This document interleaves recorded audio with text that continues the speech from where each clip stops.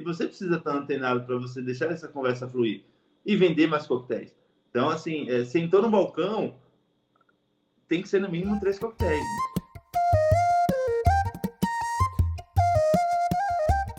Essa virada que a gente teve da gastronomia, olhar com mais destaque para o ingrediente, entender a origem desse ingrediente, ingrediente fresco e tudo mais, isso vir para um contexto luxuoso, o bar ele foi junto, né?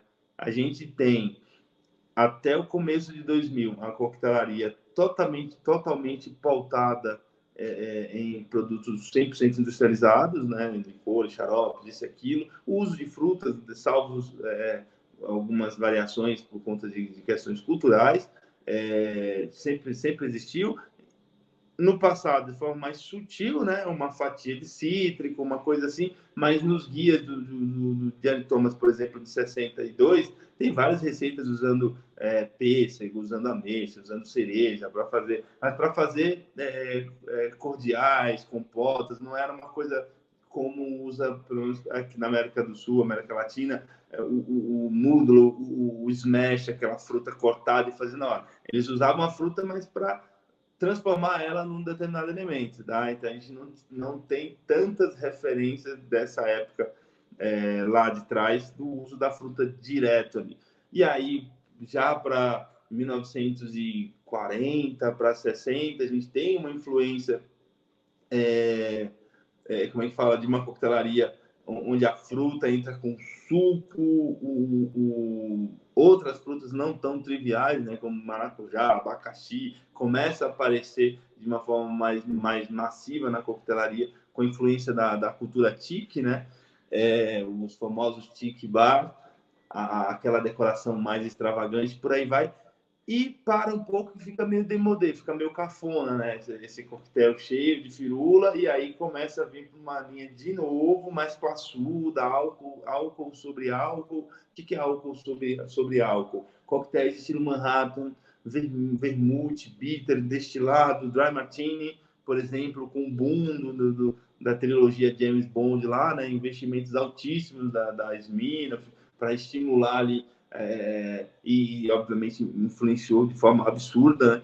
Então a gente começa a ter essa variação, e aí de 2008, 2009 para cá começa a ter aquela coquetelaria voltada para o ingrediente fresco, onde o bartender de novo, né, tá fazendo, sei lá, um snack de algum determinado elemento para finalizar o coquetel, onde ele mescla vermutes e traz o vinho. Então, começa a trazer essa outra roupagem para o elemento fresco, da folha que foi cultivada, sei lá onde, o cara fazer questão de contar a origem daquele elemento fresco, sabe?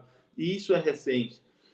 E aí a gente já estava começando essa movimentação digital da informação chegar mais rápida. Cara, eu acho tão estranho falar isso, eu me sinto um cara de 80 anos, cara.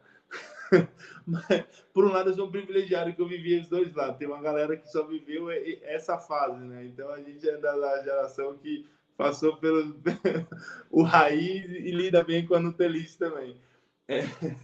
Sacanagem, Nutelice, pô. Meu filho já nasceu na era 100% Nutella, gente. Mas, enfim, vou contar para ele. A gente é da época da rapadura, né? Você já é da época o pessoal agora é Nutella, a gente pegou a rapadura. É isso aí. A gente tem essa coquetelaria onde, por conta da força da gastronomia, da cozinha, né, da cozinha autoral, saindo um pouco dessa bajulação, só e somente cozinha francesa, só e somente cozinha espanhola, então a gente começa a ter isso falando do Brasil, tá? Esse crescimento da identidade da cozinha, né, brasileira, e o baile começa a vir junto. Tá? Então, você produziu a própria geleia, você desidratou a própria fruta, fez o próprio bitters, fez o próprio xarope ali, tá? Uma produção pequena. Você consegue até contar para o cliente brevemente como você fez, ou não tão breve. Tem uns bartenders palestrinhos que gosta, fica meia hora ali, até faz na frente do cara o xarope todo. Então, isso começa. Eu acho que se eu fosse bartender, eu ia ser assim, cara. Meus alunos que o digam, cara. Se deixar eu contar a história, Eu tô adorando você falar que é importante saber as histórias, que eu vou falar isso para eles, né? Tem que saber as histórias mesmo. Ouve o professor, pra vocês saberem contar, mas aí vocês contam resumido depois pro cliente. Tem que saber. Sabe por que não tem que saber? Porque, assim, isso não é só sobre serviço, isso é sobre cultura, né? Então, tem muita gente que lê sobre tudo isso, não porque quer ser bartender, porque quer ficar antenado com o que aconteceu, o que está acontecendo no planeta. Então, às vezes, o cara chega no balcão e começa a puxar assunto, e o cara tá ali, o fazedor tá ali, e só sorri e fala groselha, o cara fala, pô, não dá nem graça tomar uma aqui, o cara não, sabe assim, não soma. Então, a gente tem que, é o mínimo do mínimo que se espera de um profissional do serviço de bar, é ter esse entendimento sobre o produto, sobre a cultura de consumo do que você está trabalhando ali. E agrega um valor danado, né? Se você Sim. tem ali uma. É a mesma coisa, uma coisa que você costuma alertar a algumas pessoas também, né? Eu não vou ficar falando aqui das marcas em si, lógico, se você quiser falar, fique à vontade, mas você falou que tem algumas marcas que quando a gente investiga um pouco mais o produtor, a gente descobre coisas terríveis e fala, não, essa aqui eu vou deixar de tomar. É uma bebida que era doce e amargou quando a gente fala, quando a gente conhece essa Exato. história. E o contrário também acontece. A gente fala, opa, essa aqui não. Essa aqui é uma marca maneiraça. Ela pode não ser a melhor cachaça, pode não ser o melhor whisky, mas ela tem aí uma proposta interessante no lugar de onde ela vem, tem uma história para contar e tudo mais, que aí a bebida ganha um sabor diferente ali, né? Talvez não no paladar, mas na hora que a gente está tomando, tem um significado maior. Isso agrega valor, né? Isso é uma coisa a mais, né? Sim. Porque assim, você está conversando com figura. Se você conhece a história da marca e você traz isso, mas sem ser aquela coisa rasa, só repetindo que num treinamento alguém botou na sua cabeça, você faz a sua lição de casa, você dá uma fuçada para entender as lutas daquele produtor, daquela família que começou com aquele aguardente, aquela cachaça, aquele uísque, você trazer isso para a pessoa é muito legal. Então, assim, ter consciência de classe é o que se espera, mas óbvio, nem todo mundo tem, então não é necessariamente por esse lado, mas é importante você se cobrar um pouquinho sobre isso e falar, pô, que produto é esse? Quem que tá fazendo? Sabe, assim, tipo, se a pessoa, por exemplo, tem vários profissionais da área que falam, não, é que são coisas diferentes, aí é a pessoa, o produto é diferente. Então, tá bom. Então, você chega na garra, o cara tá ali, pede uma cachaça, pega uma seleta lá e fala, vamos tomar uma seleta. O Antônio Rodrigues é um estuprador, ele é o dono da cachaça, mas ele é estuprador. Você vai só botar o seu dinheiro na marca de um cara que, né, tem todo um histórico aí, não fica preso muito tempo porque é muito rico, mas a cachaça tá aqui. Todo mundo gosta. Vamos lá tomar um shot? Tipo, não faz nem sentido. Não é sobre, não, o produto é o produtor é outra coisa. Não, gente. Se é uma marca que explora pessoas, que não remunera o profissional que está ali na colheita do grão, da cana-de-açúcar, isso, aquilo, qual que é o sentido de você comprar? Não é aquela coisa de você militar o tempo todo, mas isso eu acho que é básico, né? É uma super militância. Deve ser regra número 1, sabe? Assim, ainda mais para a gente que é profissional da área. Se é um consumidor leigo ali, mas se ele está trocando uma ideia contigo, você tem que estar antenado.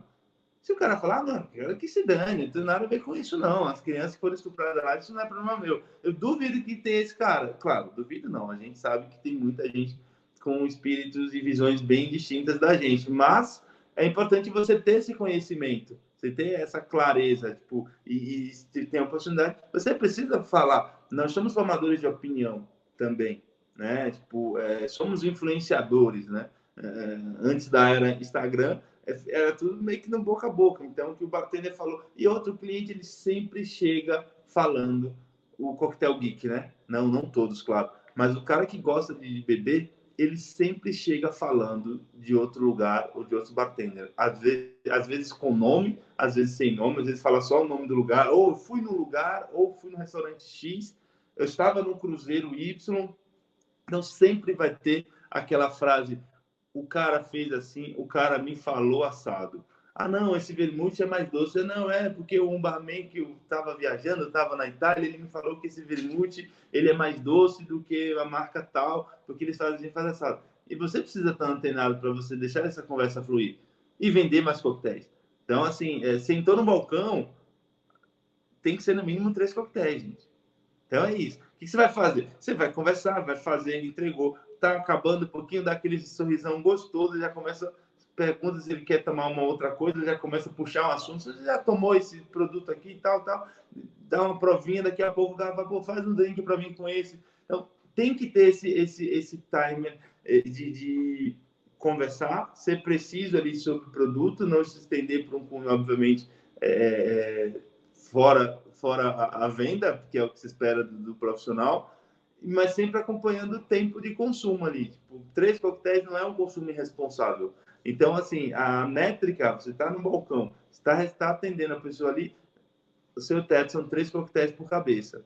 Essa é a conta que tem que fazer. Que era uma dinâmica que eu fazia muito no Mesão, porque foi o bar que eu trabalhei com o maior balcão, o maior serviço de balcão, né, que eu trabalhei na minha carreira inteira. O No depois também tinha uma dinâmica legal, mas era um serviço um pouco menor, mas também tinha uma troca muito massa, assim, era 4 ou 5 pessoas de um lado, mais as 4 do outro, mas era meio distante. E o Mesão era aquele retão, quase L, parecia uma bengala, assim, né? 14 pessoas ali em volta, às vezes muita gente de pé, dava, sei lá, dezenas de pessoas. E todo mundo para consumir com os bartenders. Então, assim, você tinha que conhecer, você tinha que saber seu produto, saber vender. Não era só saber de produto e ficar todo calado, não era falar para caramba também não saber de produto. Então, você tinha que saber falar, achar o momento de falar também, que você não pode ser inconveniente. O cara tá ali falando, você fica atropelando para tentar vender alguma coisa, não existe. Então, você tem que achar o tempo de reação ali também e não deixar o cara de copo vazio e ainda por cima, enquanto ele está comendo, também não deixar os guardanapos, os pratos vazios na frente do cara, que uma distração ele acaba colocando o cotovelo no prato sujo e ninguém merece, né? Então tem que ter esse olhar, tipo, opa, terminou aqui. Eu lembro que você falava uma coisa naquela época, quando eu dava o treinamento para o pessoal do salão e tal, que lá tinha um uniforme, né? Lá tinha, acho que classicão, assim, a camisa branca, o suspensório, e você falava que, além disso, fazia parte do uniforme o sorriso, né? Isso eu achava muito incrível, né? Isso eu acho que mostra muito bem que essa preocupação, né? A gente está ali, a gente tem que estar sorrindo, a gente... Não um sorriso falso, mas um sorriso pensando assim, poxa, estar atento. Eu entendia dessa maneira, né? Esse sorriso era essa atenção.